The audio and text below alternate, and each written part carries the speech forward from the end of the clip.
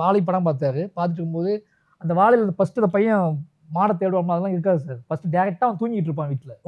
ஒரு சின்ன பையன் நான் வந்து சாக் பார்க்கும்போதெல்லாம் எழுதி காமிச்சிட்டு தூங்கிட்டு இருப்பான். ஒண்ணுக்கு நைட் அவனுக்கு ஒரு கனவு வரும். ஒரு ராக்கூத்து கதை ராப்பாடி வந்து கதை சொல்லுவாப்புல. அந்த பயத்தை கேட்டு அவன் ஒண்ணுக்கு போவான். ஒண்ணுக்கு போனா அவனுக்கு காய் சுமக்கிற அந்த ஷாட். இப்படிதான் ஒரு சின்ன பையன் தூங்கிட்டு இருக்க பையனோட கதையை தான் ஆரம்பிக்கும்.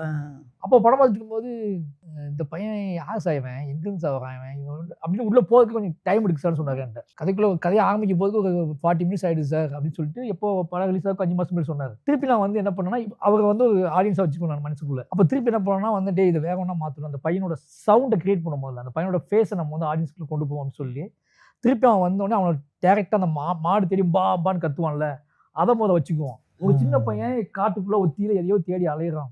அதுக்கப்புறம் அவன் டாப்ல போய் நின்று அவன் வந்து பெருங்குரல் எடுத்து பான்னு கத்துறான். அதுக்கப்புறம் இவன் யாருன்னு போவோம் நம்ம கதைக்குள்ள அப்படின்னு சொல்லி அப்படி ஆரம்பிச்சதுதான் அந்த அதுவும் வாழையும் வந்து அப்படி ஆரம்பிச்சதுதான்.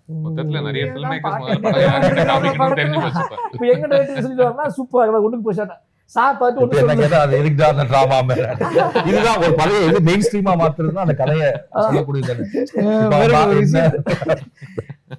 நீங்க டேரக்டாக ஆரம்பிச்சுக்கலாம் நமக்கு அப்படி தோணும். இப்போ நான் என்னோட ஸ்கூல் என்னோட விஷயம் என்னோட நமக்கு வந்து எதை சொல்லணும்னு சொல்றதுல இப்போ இது யாருக்கு சொல்றோம் எந்த மாதிரியான ஆடியன்ஸுக்கு சொல்றோம் அவங்க இந்த கதைக்குள்ள எப்படி உள்ள கொண்டு வர்றது அப்படிங்கிறது எளிய இந்த மாதிரி எடிட்டிங் ஆடியன்ஸும் சேர்ந்து பண்றாங்க. எடிட்டிங் டேபிள்ல ஆடியன்ஸ் சேர்ந்து தான் பண்றாங்க. இந்த வாழையும் ஃபைனல் மிக்ஸ் எல்லாமே எடிட்டிங்ல உதவி சார் ஆடியன்ஸ் சேர்ந்து தான் பண்றாங்க. அந்த சொன்னது வந்து எனக்கு பயங்கரமா ஒர்க் அவுட் ஆச்சு. கரெக்ட்.